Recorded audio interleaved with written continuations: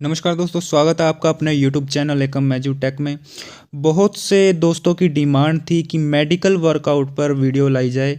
तो ये वीडियो दोस्तों आपके लिए है। अगर आप गवर्नमेंट कर्मचारी हैं, उनके डिपेंडेंट हैं या कोई पेंशनर हैं हरियाणा गवर्नमेंट के अंदर, तो दोस्तों ये वीडियो आपके लिए बहुत इम्पोर्टेंट है। मेडिकल वर्कआउट के बारे में आप बात करने वाले हैं कि किसी भी हॉस्पिटल में भर्ती होने से पहले हमें एटलीस्ट इतना पता होना चाहिए कि हम कितना यहाँ पर खर्चा कर रहे हैं और हमें कितना वापस गवर्नमेंट से मिल सकता है।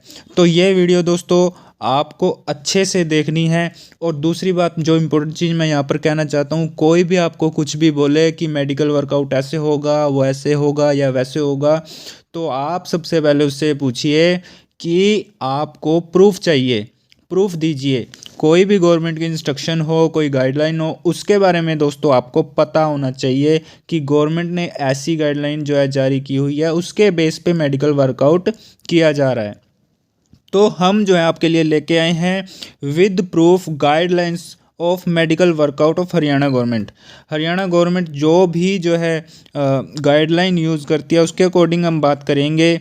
ये देखिए दोस्तों, चीफ सेक्रेटरी यानी कि additional chief secretary health department ने ये लेटर जारी किया था 14/7/2020 को। इसके अकॉर्डिंग ये गाइडलाइन बनाई गई है कि जितने भी जो हमारे प्राइवेट हॉस्पिटल्स हैं, प्राइवेट मतलब वो जो इम्पैनल्ड हैं हरियाणा गवर्नमेंट से, जो अप्रूव्ड हैं हरियाणा गवर्नमेंट से, सिर्फ उन्हीं की बात यहाँ पर की गई है।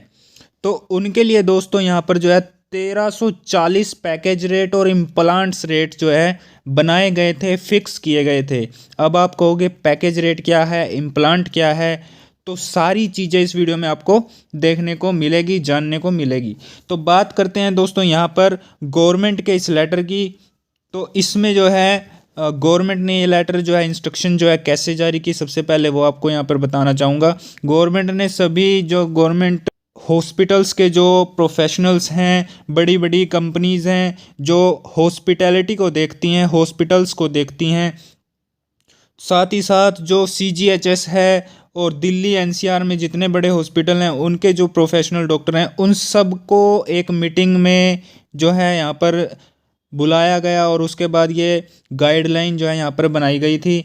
तो इसके बारे में हम बात करेंगे। ये जो गाइडलाइन है, इससे पहले, इसको जानने से पहले आपको डेफिनेशंस जो है यहाँ पर पता होनी चाहिए जो इस गाइडलाइन में यूज होंगी। तो सबसे पहले हम शॉर्ट में जो है जो डेफिनेशंस हैं इसके बारे में जान लेते हैं कि यहाँ पर अलग अलग जो है गवर्नमेंट ने डेफिनेशन क्या क्या दी हुई है। हॉस्पिटल क्या क्या मतलब होता है, तो यहाँ पर वैसे आप जो भी मतलब लगाएं, लेकिन इस गाइडलाइन में इनका मतलब ये है कि हॉस्पिटल यहाँ पर बात की गई है कोई भी प्राइवेट हॉस्पिटल जो अप्रूव्ड है हरियाणा गवर्नमेंट से। प्राइवेट मेडिकल कॉलेज, तो वो मेडिकल कॉलेज अप्रूव है, ठीक है, हरियाणा गवर्नमेंट से।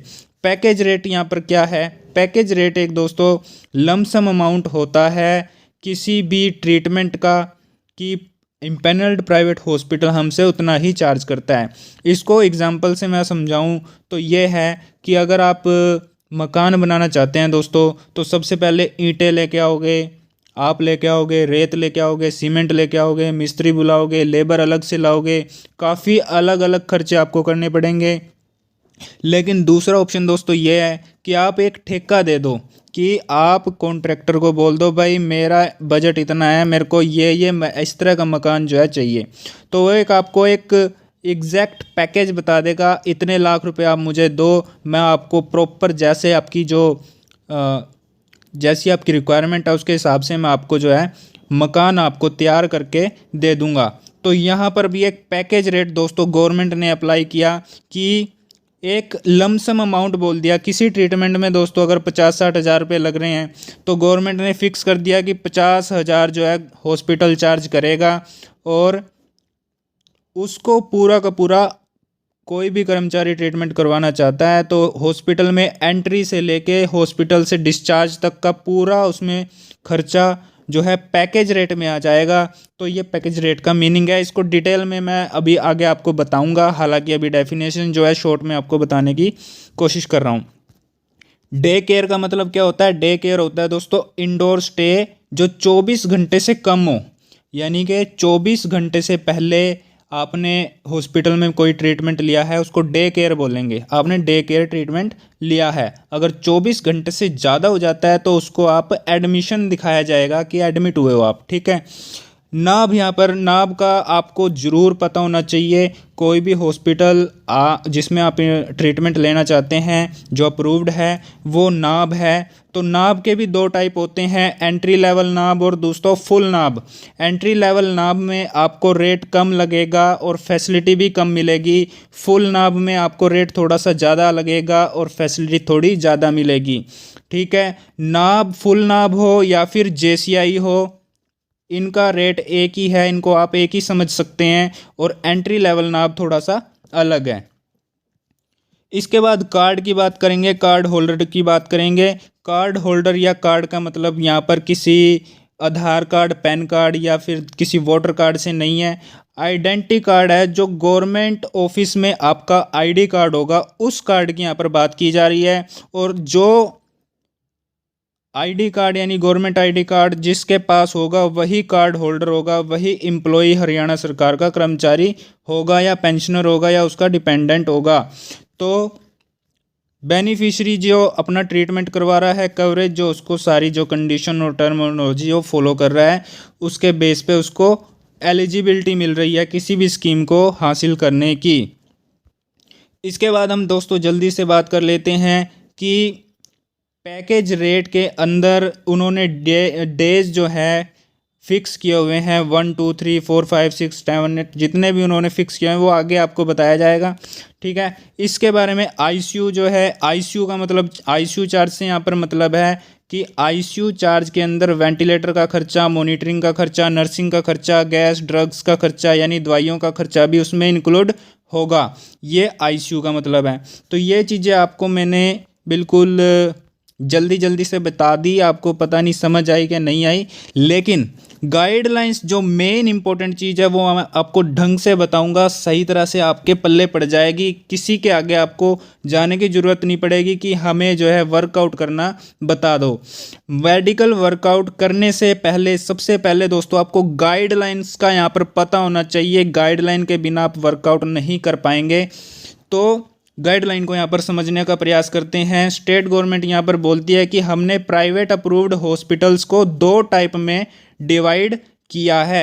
एक होता है दोस्तों एंट्री लेवल नाभ, एक होता है फुल नाभ जिसको नॉर्मली नाभ भी बोलते हैं, ठीक है।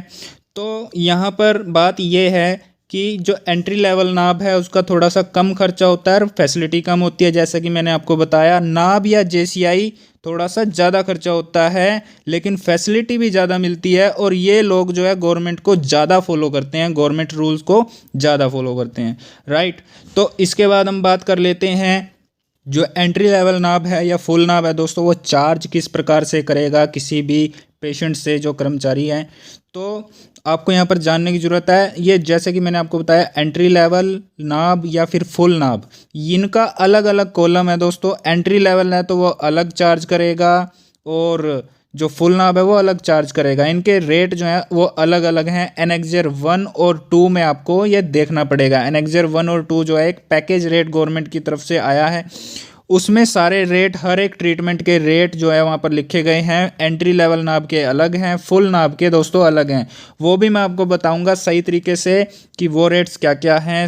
हर एक चीज़ आपको मिलेगी धीरे से। इसके साथ ही दोस्तों अगर कोई कैशलेस ट्रीटमेंट लेता है जो कि 7 बीमारियों से के लिए ही आपको मिलता है, 7 बीमारियाँ जो एक्सीडेंट हो, ब्रेन हेमरेज हो, करंट से किसी की डेथ हो गई हो या कोई इंजरी हो गई हो, तो इस तरह की काफ़ी बीमारियां हो जाती हैं। कोविड को भी उसमें शामिल किया गया था।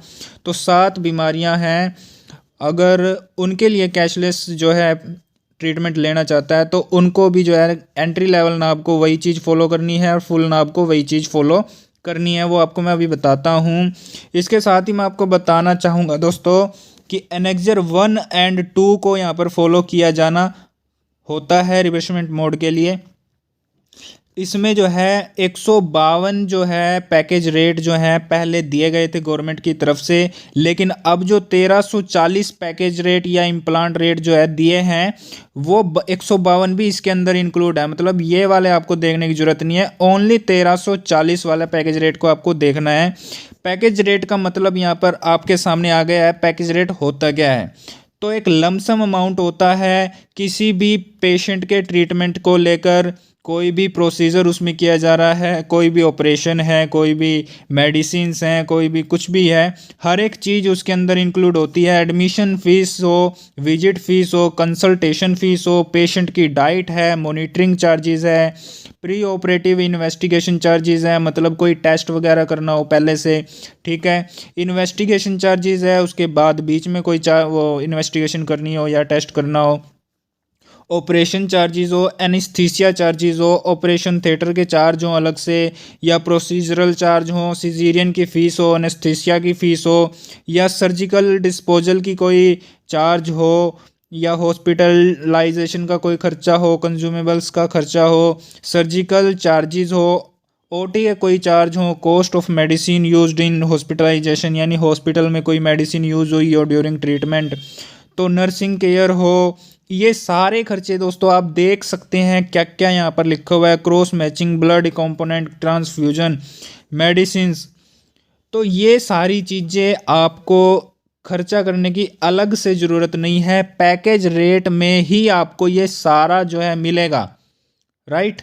पैकेज रेट के अंदर ये सारी चीज़ें इंक्लूड होती हैं, आपको अलग से किसी भी चीज़ के लिए पैसा देने की यहाँ पर ज़रूरत नहीं है। और इसके साथ साथ आप लास्ट लाइन यहाँ पर पढ़ सकते हैं कि आप हॉस्पिटल से जब डिस्चार्ज होगे दोस्तों, तो 7 दिन का आपको मेडिसिन्स जो हैं वो हॉस्पिटल को प्रोवाइड करनी होती हैं, 7 दिन की, डिस्चार्ज के 7 दिन तक, क्योंकि आपने ऑपरेशन करवाया दोस्तों 2-4 दिन, 5-10 दिन आपको दवाई तो लेनी पड़ेगी, तो 7 दिन की जो नॉर्मल एक ड्यूरेशन रखी गई है, 7 दिन का जो मेडिसिन आपको हॉस्पिटल के द्वारा दी जाएगी, ऐसा पैकेज रेट में आता है। ये पैकेज रेट है दोस्तों, ये आपको समझ में आ गया होगा। इसके बाद मैं आपको बताना चाहूँगा कि मेडिकल जो कॉलेज है, इम्प्लांट प्राइवेट हॉस्पिटल है या non empanelled hospital is attached at annexure 2, यानी कि जो एक फिक्स्ड कॉस्ट इम्प्लांट जो होगा सभी गवर्नमेंट हॉस्पिटल्स में या इम्पैनल्ड या प्राइवेट हॉस्पिटल में, वो एनेक्सियर 2 में आपको दिखाया जाएगा।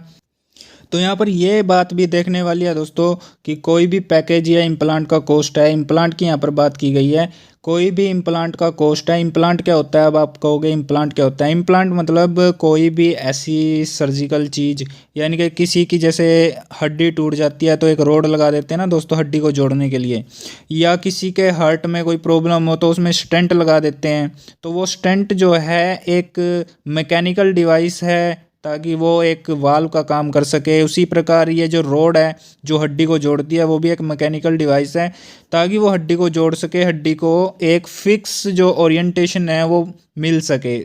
तो ये चीज़ें जो इस तरह की चीज़ें होती हैं, कईयों को हार्ट में जैसे पेस मेकर लगता है, तो कईयों को स्टेंट लगते हैं किडनी में, हार्ट में, लंग्स में, तो ये सारी चीज़ें जो है इम्प्लांट्स होती हैं, इम्प्लांट इनको बोला जाता है। आइज़ में लगा लो, आइज़ में लेंस डलता है, और इस प्रकार की ये जो अलग से मैकेनिकल डिवाइस जो डॉक्टर लगाता है वो किसी भी जो है ट्रीटमेंट में हो तो उनको इम्प्लांट्स बोला जाता है। तो उसका जो खर्चा है दोस्तों वो अलग से जो है गवर्नमेंट हॉस्पिटल लेता है, तो उसके खर्चे की यहाँ पर बात की गई है। अगर गवर्नमेंट ऑफ इंडिया या गवर्नमेंट ऑफ हरियाणा दोनों में दोस्तों ये देखा जाता है कि कॉस्ट जो है कहाँ पे वो कम है, जो कम देता है वही कॉस्ट जो है लगाना होता है मेडिकल वर्कआउट में, ठीक है। इसके बाद मैं आपको बताने की कोशिश यहाँ पर करूँगा कि अगर कोई इम्प्लांट का कॉस्ट जो है फिक्स मतलब नहीं किया गया, कोई ऐसी इम्प्लांट है जिसका आपको हरियाणा गवर्नमेंट के एनेक्सर में नहीं मिला रेट,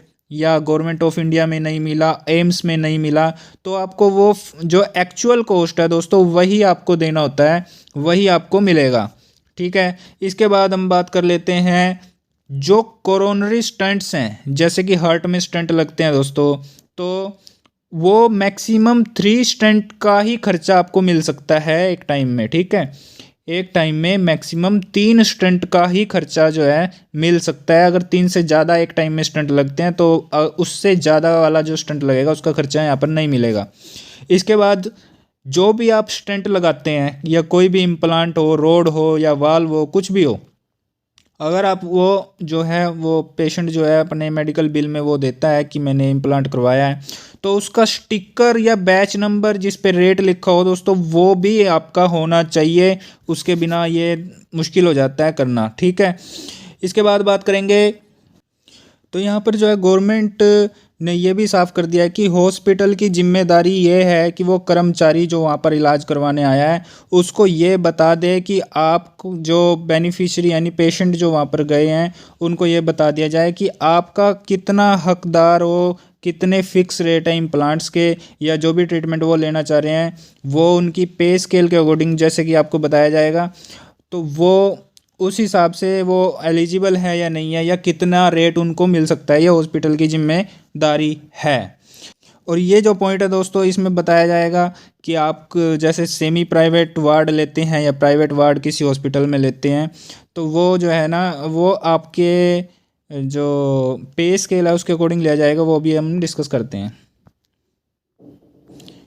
ये देखिए दोस्तों, आप सी नंबर को देख सकते हैं, entitlement for room rent for indoor treatment.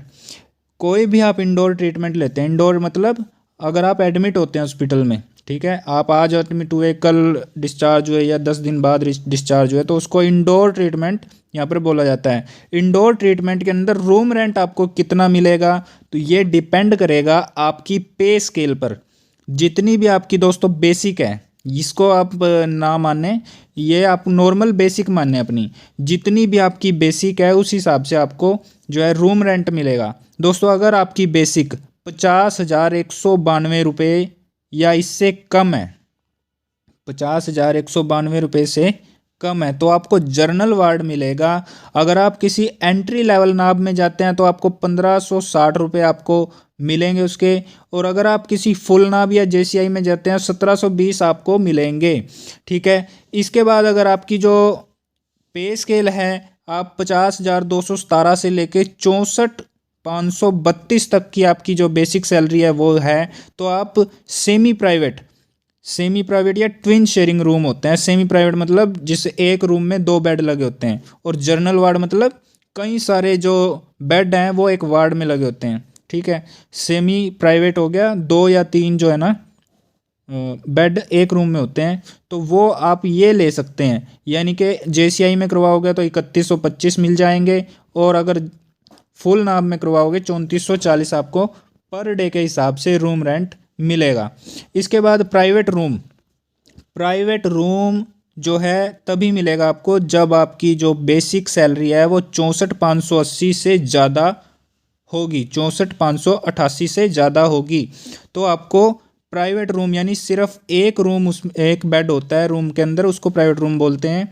और जेसीआई में आपको इतने रुपए मिलेंगे और नाब में आपको फुल नाब में यानी कि 5160 मिलेंगे। अब जैसे कि दोस्तों ऊपर जैसे पॉइंट आया था एक ये वाला जो आप समझे ना हो शायद, कि ये इंटाइटलमेंट के हिसाब से जो है गवर्नमेंट जो है मिलेगा जो भी चीज़ होगी, तो यहाँ पे भी वही चीज़ है। फॉर एग्ज़ाम्पल आपकी जो बेसिक पे है वो इस कैटेगरी में आती है, लेकिन आप कहो कि भाई मेरे को तो प्राइवेट रूम चाहिए, तो ऐसा नहीं है कि आप ले ही नहीं सकते, ले सकते हो, लेकिन आपको जो पैसे जो वापस मिलेंगे वो इस हिसाब से ही मिलेंगे। ऐसा नहीं है कि आपने प्राइवेट रूम ले लिया तो आपको जो एडिशनल खर्चा होगा, जो एक्स्ट्रा खर्चा होगा, वो अपने बेस पे यहाँ पर करना पड़ेगा। गवर्नमेंट से आपको ये वाला प्राइस आपको मिल जाए। तो दोस्तों यहाँ पर जो है ना प्राइवेट वार्ड की भी यानी प्राइवेट रूम की भी यहाँ पर जो है ना डेफिनेशन गवर्नमेंट ने दी है कि वो एक हॉस्पिटल में रूम होता है जिसके अंदर सिंगल पेशेंट रहता है, अकोमोडेटेड होता है, उसमें टॉयलेट जो है अटैच्ड होगी, बाथरूम और टॉयलेट दोनों चीज़ होंगी, ठीक है, फर्निश्ड होगा वो, वार्डरोब होगी, ड्रेसिंग टेबल होगा, बेड साइड टेबल होगा, सोफ़ा सेट भी होगा, कारपेट भी बिछा होगा, एज वेल एज बेड तो होगा ही दोस्तों फॉर अटेंडेंट, यानी कि जो अटेंडेंट उसके जो पेशेंट के साथ अटेंडेंट होगा उसके लिए भी एक बेड जो है वहाँ पर होगा, और साथ में दोस्तों वो एयर कंडीशनड होना चाहिए होगा, ठीक है। उसी को प्राइवेट रूम बोलेंगे हॉस्पिटल जो आपको प्रोवाइड करेगा। उसके बाद यहाँ पर सेमी प्राइवेट वार्ड की बात की गई है, जिसमें 2 या 3 जो हैं बेड होंगे एक रूम के अंदर। जो एक बड़ा सा रूम होता है उसमें 2 या 3 बेड होते हैं, उसमें टॉयलेट फैसिलिटी होगी, उसमें अदर नेसेसरी फर्निशिंग भी होगी। इसके बाद room rent will include charges for occupation of bed. जो बेड होगा रूम रेंट जो है, रूम रेंट के अंदर ही बेड का चार्ज होगा, डाइट का चार्ज होगा, और वाटर या इलेक्ट्रिसिटी का चार्ज होगा उसी के अंदर, ठीक है। लिनन चार्जेस होगा, ठीक है। नर्सिंग चार्जेस होगा, हीटर एसी हो या हीटर हो दोनों उसके अंदर आएंगे। हाउस कीपिंग जो साफ़ सफाई वहाँ पर जो करने वाले होंगे वो भी उसी के अंदर आएगी, यानी कि रूम रेंट के अंदर जैसे ये फिक्स रूम रेंट है तो आपको ये सारी चीज़ उसके अंदर मिलेगी। इसके बाद दोस्तों यहाँ पर बताया गया कि डे केयर, जैसे कि मैंने आपको पहले डेफिनेशंस में बताया, डे केयर का मतलब होता है कि जब हम 24 घंटे से पहले हॉस्पिटल को छोड़ देते हैं, यानी कि हम गए, हमने 2-4 घंटे में 10 घंटे में अपना इलाज करवाया, 20 घंटे में इलाज करवाया, लेकिन 24 घंटे नहीं हो पाए तो उसको बोलेंगे डे केयर। हम वापस डिस्चार्ज हो गए, उसको बोलेंगे डे केयर। उसके कितने रुपए मिलेंगे? 750 रुपये पर डे के हिसाब से मिलेंगे, ठीक है। आपको जो है 750 रुपये मिलेंगे, ठीक है। इसके बाद जो बात करी है आईसीयू की बोली है, सीसीयू की बोली है, एचडीयू की बोली है, तो उसमें जो है अलग से आपको रूम रेंट नहीं मिलेगा, क्योंकि आईसीयू का चार्ज उसके रूम रेंट उसमें इंक्लूड होता है। आईसीयू में हो तो आपको रूम की ज़रूरत नहीं है, रूम रेंट उसमें नहीं लगता, ठीक है। इसके बाद बात करेंगे treatment taken in higher category of accommodation. जैसा कि मैंने आपको बताया दोस्तों कि अगर आप अपनी जो इंटाइटलमेंट है उससे ज़्यादा जो है फैसिलिटी लोगे, अगर आप जनरल वार्ड के हकदार हो लेकिन आप प्राइवेट रूम लेना चाहते हो तो वो आप पे डिपेंड करता है, आपको अपना यहाँ पर खर्चा यहाँ पर करना पड़ता है। इसके बाद यहाँ पर बात की गई है दोस्तों कि पैकेज रेट जो है या इम्प्लांट रेट जो है वो उसके अलग से रूम रेंट मिलेगा आपको। अगर आप रूम के अंदर हो और पैकेज में हो तो पैकेज से अलग आपको रूम रेंट मिलेगा। अगर आप आईसीयू में हो उसका आईसीयू का खर्चा मिलेगा, ठीक है। अगर एचडीयू इंक्लूडिंग वेंटिलेटर हो तो वो भी खर्चा आपको यहाँ पर अलग से मिलेगा। ऐसा नहीं है कि वो भी पैकेज में है। रूम रेंट जो है दोस्तों वो अलग से है, वो आपको एनेक्सर में आपको ढंग से बताऊँगा, ठीक है। इसके बाद यहाँ पर यह भी बात यहाँ पर हाउएवर लिखी गई है कि अगर आपका फिक्स्ड पैकेज है, ठीक है, आपने एक पैकेज ले लिया, ठीक है, पोस्ट ऑपरेटिव या पोस्ट प्रोसीजरल ट्रीटमेंट या management protocol needs stay in CCU ICU. अगर कोई पैकेज आपने ले लिया लेकिन उसमें ये ज़रूरत है कि आपको ऑपरेशन जो आपने पैकेज में ऑपरेशन में करवाया आपने, उसके बाद अगर कुछ टाइम के लिए आपको आईसीयू की ज़रूरत पड़ती है या कोई ट्रीटमेंट की ज़रूरत पड़ती है तो आपको अलग से खर्चा यहाँ पर आईसीयू का या रूम रेंट का नहीं मिलेगा, वो पैकेज के अंदर ही काउंट किया जाएगा। हालांकि आपको जो यहाँ पर इन्होंने बोला है कि पैकेज आपने लिया लेकिन आप रूम रेंट भी ले रहे हो, आप आईसीयू भी ले रहे हो, ज़रूरत आपको पड़ गई, अलग से ज़रूरत आपको पड़ गई तो आपको रूम रेंट और जो आईसीयू का खर्चा आपको मिलेगा। और यहाँ पर ये यूँ कह रहे हैं कि अगर कोई ट्रीटमेंट ऐसा है कि जिसमें ये प्रोटोकॉल्स है या उसमें मैनेजमेंट की नीड्स रहती है कि कोई आपने ट्रीटमेंट करवाया उसके बाद आपको कुछ टाइम के लिए आईसीयू में रहना पड़ता ही पड़ता है, तो उसके लिए आपको अलग से खर्चा नहीं मिलेगा, वो आपको पैकेज में ही उसको इंक्लूड यहाँ पर किया गया। हो सकता है आपको समझ आ गया होगा दोस्तों। इससे आगे बढ़ते हैं तो यहाँ पर ये कह रहे हैं रूम रेंट चार्जेस जो हैं according to number of days होगा। ऐसा नहीं है कि आपने जो है कोई पैकेज लिया, कोई ट्रीटमेंट लिया, ठीक है, और उसमें लिखा है कि ये ट्रीटमेंट जो है वो 3 डेज़ का है तो आपको 3 दिन या उससे कम का ही अगर 2 दिन में आपका हो जाता है तो 2 दिन का, अगर 3 दिन आपको लगते हैं तो 3 दिन का रूम रेंट ही आपको मिलेगा। ऐसा नहीं है आपका जो ट्रीटमेंट था वो 3 दिन का था और आपने लगा दिया वहाँ पे 10 दिन, तो आपको 10 दिन का नहीं, सिर्फ 3 दिन का खर्चा यहाँ पर मिलेगा। ठीक है, तो इसके बाद हम बात कर लेते हैं कि इफ़ द बेनिफिशियरी जो है, अगर कोई पेशेंट स्टे करता है हॉस्पिटल के अंदर recovery for a period more than the period of covered in the package, अगर वो, जैसे कि मैंने आपको बताया 3 दिन का आपका डेज है, 3 दिन से ज़्यादा आप वहाँ पर रह रहे हैं, रूम रेंट आपका चल रहा है, तो वो आपको खर्चा यहाँ पर नहीं मिलेगा। सिर्फ वही खर्चा मिलेगा जो पैकेज में लिखा है कि ये पैकेज जो है इतने दिन के लिए है, ये पैकेज आपका इतने दिन के लिए है, वो आपको आगे बताऊंगा। ठीक है, उतना ही आपको खर्चा यहाँ पर मिलेगा। तो यहाँ पर दोस्तों एक और चीज़ यहाँ पर क्लियर गवर्नमेंट ने कर दी है कि यहाँ पर नो एडिशनल चार्ज जो है वो दिया जाएगा, यानी कि कोई एक्स्ट्रा चार्ज यहाँ पर नहीं दिया जाएगा। अगर कोई भी ट्रीटमेंट आपने लिया, उसमें किसी इन्फेक्शन के कारण कोई प्रॉब्लम हो गई हो, कोई सर्जिकल फेलियर हुआ हो, कोई फॉल्ट यानी डॉक्टर की कमी हो गई हो, ठीक है, कुछ ना कुछ गड़बड़ कर दी हो उन्होंने, तो उसमें अगर उनको जो पेशेंट को भर्ती करना है अगर, तो मतलब उसको एक्सटेंड पीरियड को किया जाता है तो उसका एडिशनल खर्चा यहाँ पर नहीं दिया जाएगा। तो ये यहाँ पर गवर्नमेंट ने साफ कर दिया है। तो यहाँ पर ये तीसरे नंबर ये भी बहुत एक इम्पोर्टेंट जो है पॉइंट यहाँ पर आया है, ये आपको यहाँ पर समझने की ज़रूरत है। Medical management indoor treatment, no extra room for ICU CCU patient shall be charged. Extra room ICU में अगर है कोई कर्मचारी या पेशेंट या सीसीयू में है, उसको अलग से रूम रेंट कॉस्ट नहीं मिलेगा। ठीक है, इसके बाद बात करते हैं CCU cases per day, cost shall be 6500 रुपये per day, it will include investigation. यानी कि ये कह रहे हैं कि अगर कोई सीसीयू में है, कोई सीसीयू केस है, उसको 6500 रुपये पर डे मिलेंगे। ठीक है, 6500 रुपये पर डे मिलेंगे, लेकिन उसके अंदर इन्वेस्टिगेशन भी है, इंट्रा आर्टियल मॉनिटरिंग कैथेटर भी है, प्रेशर बैग ड्रग्स भी हैं, ड्रग्स भी यानी फार्मेसी भी उसी के अंदर है, मेडिसिन भी उसी के अंदर है, और इंक्लूडिंग कार्डियो वर्जन, यानी कि कार्डियो वर्जन कोई ट्रीटमेंट है या कोई टेस्ट है वो भी इसको इंक्लूड है। ठीक है, कोई भी चीज़ ऐसी नहीं है जो वो उससे अलग हो, यानी कि हर एक चीज़ उसके अंदर आ जाएगी। ठीक है, लेकिन ये यहाँ पर ये भी कह रहे हैं कि routine post operative stay in CCU shall be a part of package. दो चीज़ें हैं दोस्तों यहाँ पर समझने वाली, अगर कोई जो पेशेंट है वो सीसीयू में है यानी आईसीयू या सीसीयू में है तो उसको 6500 रुपये पर डे तो मिलेंगे, लेकिन ये सारी चीज़ें उसी के अंदर है, कोई भी चीज़ उसको अलग से उसका कॉस्ट नहीं होगा। मैक्सिमम जो कॉस्ट होगा उसका वो 6500 रुपये होगा, उसका अलग से किसी दवाई का खर्चा नहीं है, कोई प्रेशर बैग का खर्चा नहीं है, कोई मॉनिटरिंग का या नर्स चार्ज कुछ नहीं है, सिर्फ 6500 रुपये पर डे का खर्चा होगा। ठीक है, लेकिन यहाँ पर गवर्नमेंट ने यह भी कहा है कि routine post operative stay in CCU shell be a part of package.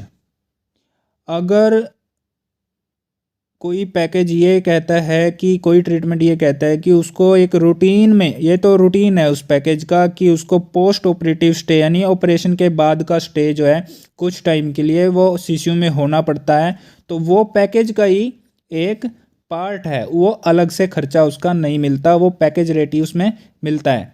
दोनों चीज़ों में आप डिफरेंस समझ गए होंगे। ठीक है, इसके बाद हम बात कर लेते हैं for intra आर्टियल balloon pump one time cost of 30,000 shall be applicable.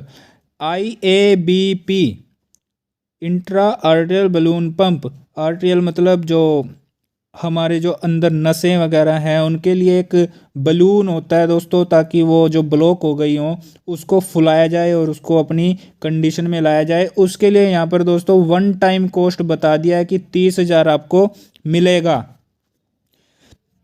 इसके बाद है चौथे नंबर पे हम बात करेंगे आईसीयू विद इन्वेसिव वेंटिलेशन है, इंक्लूड्स यूज ऑफ वेंटिलेटर।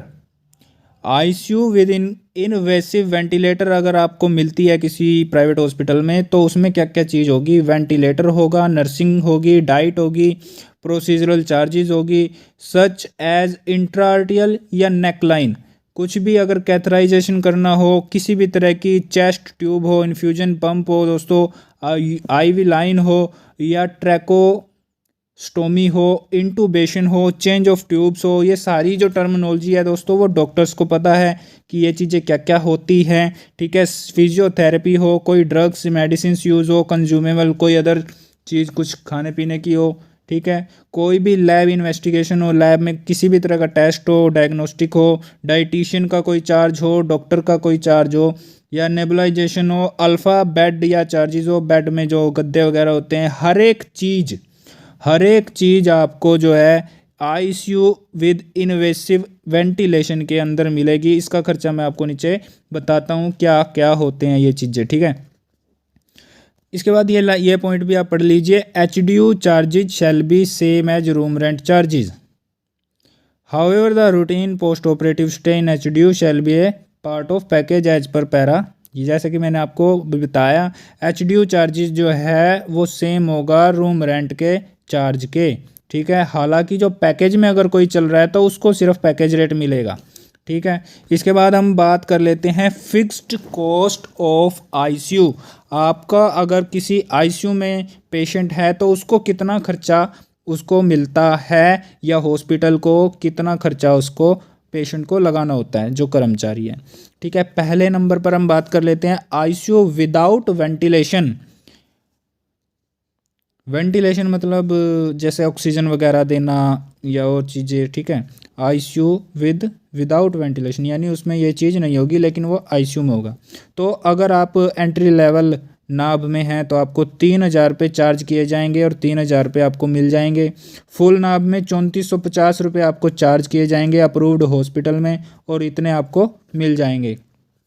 हालांकि ये यहाँ पे साइड में ये भी चीज़ लिख रहे हैं कि अगर वो पैकेज का ही पार्ट है, यानी किसी ऑपरेशन के बाद में कुछ टाइम स्टे करना होता है, रूटीन है ऐसा ही, तो उसके लिए अलग से आपको चार्ज यहाँ पर नहीं मिलेगा। वो एक पैकेज के अंदर ही आएगा, वो जो पैकेज का रेट होगा वही आपको मिलेगा। ठीक है, इसके बाद आईसीयू है नॉन इन्वेसिव वेंटिलेशन वाला, तो उसके लिए थोड़ा ज़्यादा चार्ज आपको मिलेगा, या हॉस्पिटल जो है चार्ज करेगा 5525 रुपये और 6500 रुपये नाभ के लिए। ठीक है, इसी प्रकार आईसीयू विद इन्वेसिव वेंटिलेशन, इसमें तो आपको हर एक चीज़ जो है मिलती है, जो 11,050 रुपये और 13,000 रुपये नाभ के लिए ये है। इसके बाद एडिशनल गाइडलाइन है, ये भी बहुत ज़रूरी है आपके लिए दोस्तों, इसको भी पढ़ना। एडिशनल गाइडलाइन 4 नंबर पे है, अपार्ट फ्रॉम आइडेंटिफाइड पैकेज या non package procedure will be worked out as under room rent as per entitlement. Room rent जैसा कि मैंने आपको बताया, जितनी आपकी बेसिक सैलरी है, ठीक है, उसके हिसाब से ही आपको रूम रेंट मिलेगा। ठीक है, लैब डायग्नोस्टिक यानी कि लैब में कोई टेस्ट है आपका या कोई ट्रीटमेंट ऐसा है तो उसके लिए आपको उसके रेट जो हैं वो फिक्स हैं, वो एनेक्सर 1 में आपको दिखाया जाएगा। ठीक है, इसके बाद मेडिसिन की यहाँ पर कॉस्ट है। अब बहुत से लोगों का ये क्वेश्चन ज़्यादातर ये रहता है कि मैंने जो है इतने की मेडिसिन मेरी लग गई तो क्या मेरे को पूरे मेडिसिन का खर्चा मिल जाएगा, या इतने इतने हज़ारों के तो मेरे जो है इंजेक्शन लगे हैं क्या मेरे को सारे वापस मिल जाएंगे या नहीं मिलेंगे। तो वो जो है ये समझने की यहाँ पर कोशिश करना कि मेडिसिन हो या कंज्यूमेबल हो, उसका पर डे का आपको जो अमाउंट है वो 1,750 रुपये ही मिलेंगे। हॉस्पिटल को भी ये गाइडलाइन जो है जारी की गई है कि हॉस्पिटल भी जो है 1,750 रुपये से ज़्यादा की मेडिसिन लगा नहीं सकता किसी भी कर्मचारी पेशेंट को। ठीक है, मैक्सिमम 1,750 रुपये होते हैं पर डे के। 1,750 से ज़्यादा की मेडिसिन वो नहीं लगा सकते और ना आपको पैसे इसके मिलते हैं। लेकिन यहाँ पर ये भी इंक्लूड यहाँ पर गवर्नमेंट ने किया है कि हाई कॉस्ट इंजेक्शन होते हैं जिनका की कॉस्ट क्या होता है 2,000 से ज़्यादा हो पर डे में, मतलब एक इंजेक्शन है और वो 2,000 का है या 2,200 का है दोस्तों। ठीक है, उसका रेट आपको फुल मिलेगा अगर वो एक दिन में लग रहा है। ठीक है, लेकिन ऐसे अगर मान लो 4 इंजेक्शन हैं, वो मान लो 500 रुपये के हैं, आप कहोगे तो 2,000 से कम का है, लेकिन 4 अगर वो एक दिन में लग रहे हैं उनका रेट भी दोस्तों यहाँ पर 2,000 हो जाए या इससे ज़्यादा हो जाए तो भी आपको यहाँ पर 2,000 रुपये आपको मिलेंगे, या जितने ज़्यादा होंगे उतने जितने का भी इंजेक्शन लगेंगे पर डे के वो सारे आपको पैसे मिलेंगे। लेकिन जो अदर मेडिसिन्स हैं, टैबलेट हैं, कैप्सूल्स हैं, उनको आप इंक्लूड करो तो दोस्तों सिर्फ 1750 रुपये पर डे मिलेंगे आपको। ठीक है, ये आपको समझ में आ गया होगा। इसके बाद मैं आपको अगला पॉइंट बताता हूँ कि डिफाइंड हाई कॉस्ट इंजेक्शन का मतलब ये है कि पर डे कॉस्ट जो है वो 2000 से ज़्यादा होनी चाहिए पर डे कॉस्ट। और इसमें हम ये भी गवर्नमेंट ने कहा है कि 30% जो है उसका एमआरपी का 30% कम करके, डिक्रीज़ करके, उसका रेट अगर 2000 से ज़्यादा होता है तो आपको जो है हॉस्पिटल वही चार्ज करेगा और वो आपको मिल जाएगा। हालांकि उसमें एक अंडरटेकिंग भी है जो वो देनी होती है कि इससे जो सस्ता ब्रांड है वो यहाँ पर नहीं है। ठीक है, तो ये आपको पूरे पैसे यहाँ पर मिल जाते हैं। ठीक है, ये आपको समझ में आ गया होगा। नहीं आया तो कमेंट कर देना, मैं दोबारा से आपको बता दूंगा, इसमें कोई प्रॉब्लम नहीं। बी पॉइंट पर यहाँ पर जो है पढ़ने की कोशिश करेंगे। Multiple package are evoked in operative surgery at a time. देखो दोस्तों, कभी कभी क्या होता है कि मल्टीपल पैकेज लेने की ज़रूरत पेशेंट को पड़ जाती है। यानी कि पहला पैकेज लिया, कुछ और ट्रीटमेंट करवाया, दूसरे पैकेज में कुछ और ट्रीटमेंट करवाया, तीसरे पैकेज में कुछ और ट्रीटमेंट करवाया। ठीक है, क्योंकि एक बीमारी तो कईयों को नहीं होती ना, कई कई बीमारियां हो जाती हैं, तो अकॉर्डिंग टू हमारी जो बीमारी है उसके हिसाब से हमें पैकेज लेना पड़ता है। तो यहाँ पर गवर्नमेंट ने ये क्लैरिफाई कर दिया कि अगर आप कई सारे जो है पैकेज लेते हो, तो ट्रीटमेंट लेते हो, तो उसमें ऐसा नहीं है कि आपको हर एक पैकेज में जो है वही रेट आपको मिलेगा। इसमें जो हॉस्पिटल हैं, इम्पैनल्ड हॉस्पिटल हैं, उनको भी आपको ध्यान देना होगा कि वो रेट भी उसी हिसाब से लगाएं। अगर जो हाईएस्ट पैकेज रेट है वो 100% है, यानी कि मान लो ये 20,000 का है, ये पहला जो पैकेज है वो 20,000 का है, दूसरा पैकेज है वो 50,000 का है। ठीक है, जो तीसरा पैकेज है वो 30,000 का है। तो अब इसमें हाईएस्ट पैकेज रेट क्या हो गया, दूसरा हो गया, मैक्सिमम हो गया 50,000 वाला, ज़्यादा है ना। जो हाईएस्ट पैकेज है वो 100% मिलेगा, यानी कि 100% मतलब 50 के 50,000 आपको मिलेंगे। ठीक है, सेकंड हाईएस्ट पैकेज आपको मिलेगा कितना, 50%।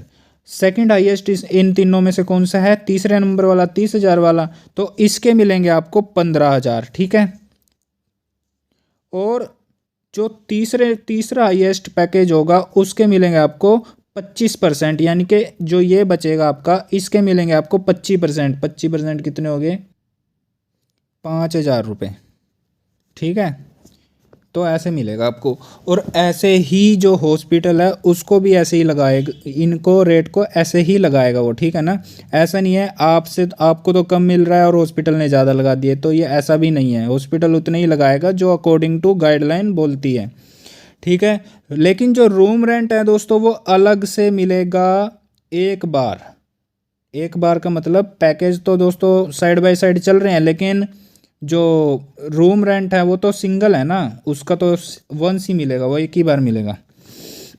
इसके बाद बात करते हैं rates of other minor major surgery related to various speciality for which there is no fixed package shall be charge as under.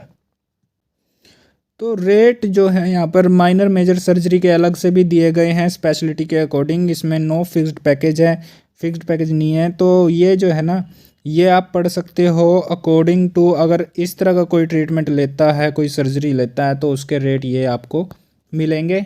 ठीक है, ये आप पढ़ सकते हो। इसके बाद बात करेंगे पैथोलॉजी रेडियोलॉजी। रेट जो है ओनली एप्लीकेबल होंगे ओपीडी प्रोसीजर के लिए, एनी नॉन सर्जिकल प्रोसीजर के लिए, for which there is no package as per point number 4।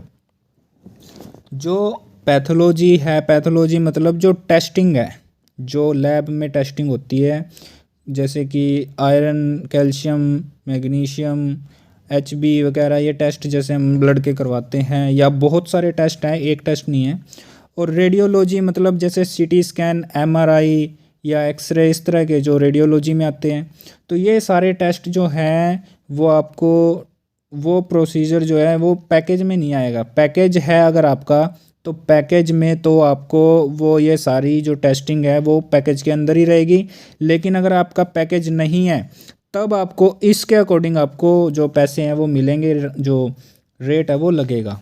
ठीक है, it will be responsibility of the hospital. Hospital की रिस्पॉन्सिबिलिटी होती है कि वो कैशलेस मेडिकल के बारे में आपको बताए। अगर आपकी बीमारी जो है वो कैशलेस के अंदर आती है तो हॉस्पिटल की जो है वो जिम्मेदारी है कि वो आपको बताए कि ये कैशलेस में आती है, और साथ ही साथ जो है आपकी भी जिम्मेदारी है, आप ये पूछ सकते हो अपनी नॉलेज के लिए। ठीक, तो यहाँ पर ये भी बोल दिया दोस्तों कि सारी जो है यहाँ पर लिखी गई है चीज़ें, फिक्स पैकेज फिक्स रेट किया गया है। लेकिन फिर भी अगर कुछ रह जाता है तो पीजीआई चंडीगढ़ के हिसाब से दे दो, पीजीआई का रेट दे दो प्लस 75% ऑफ बैलेंस दे दो। मान लो जो 500 रुपये का कोई वो है, 500 रुपये का कोई, मान लो 1200 रुपये का है या 1500 रुपये का है, कोई ट्रीटमेंट आपने लिया 1500 रुपये का है। ठीक है, तो इसमें पीजीआई रेट अगर हम देखें तो मान लो वो 500 रुपये ही है। ठीक है, 500 रुपये ही पीजीआई के हिसाब से, तो 500 रुपया उस चीज़ का खर्चा, उस टेस्ट का खर्चा। लेकिन हॉस्पिटल ने चार्ज किया है 1500 रुपये, तो 500 ये प्लस इसमें से बचे 1000, तो उसका 75% कितना हो गया 750 रुपये, यानी कि 1250 रुपये आपको मिल जाएंगे 1500 में से। ठीक है, तो ये जो पॉइंट है दोस्तों, रेट्स फॉर एनी प्रोसीजर या सर्जरी लाइक ऑर्गन ट्रांसप्लांट करवाना हो या रेट ऑफ डिवाइस इम्प्लांट्स हैं, कुछ भी है जो वो दोस्तों स्टेट गवर्नमेंट के अकॉर्डिंग होगा। अगर वो टाइम टू टाइम कोई इंस्ट्रक्शन निकालती है या रेट में कुछ चेंज करती है, वो वही मान्य होगा, यहाँ पर ये लिखा गया है। तो इसके बाद जो पॉइंट है वो at the time of discharge the empanelled private hospital या private medical college shall give medicine for the period of 7 days. 7 दिनों की मेडिसिन्स उनको देनी है हॉस्पिटल्स को, अगर पार्ट ऑफ पैकेज है, यानी कि अगर आप पैकेज में जो है ट्रीटमेंट ले रहे हैं तो 7 दिन की जो दवाई है वो हॉस्पिटल देगा डिस्चार्ज के बाद की। ठीक है, तो उसके लिए कोई एक्स्ट्रा चार्ज आपसे पे नहीं करेगा हॉस्पिटल, ऐसी गाइडलाइन यहाँ पर है। तो ये बाकी का इतना इम्पोर्टेंट नहीं है। बाकी ये जो सारी चीज़ें मैंने आपको बताई दोस्तों, ये गाइडलाइन है कि कितना आपको रेट जो है वो लगाना है या कितना रेट आपको हॉस्पिटल में लगेगा। ठीक है, इसके बाद मैं आपको बताना चाहूँगा कि रेट कितना कितना गवर्नमेंट ने फिक्स किया हुआ है। उसके लिए दोस्तों इससे नेक्स्ट वीडियो आएगी, उसके लिए आपको थोड़ा सा वेट करना है, लेकिन आपको चैनल को सब्सक्राइब करना है ताकि आपका जो वीडियो का नोटिफिकेशन आप तक पहुंच जाए और आप उसको क्लियरली, आपको समझ में सारा कुछ आ जाए। जो नेक्स्ट वीडियो होगी ना दोस्तों, आपको क्लियरली आपको समझ में आ जाएगा, आपको किसी के पास जाने की ज़रूरत नहीं पड़ेगी कि आप मेडिकल वर्कआउट के बारे में बता दो, ऐसा बोलने की आपको ज़रूरत नहीं पड़ेगी। तो इसी के साथ जय हिंद जय भारत, मिलेंगे नेक्स्ट वीडियो में।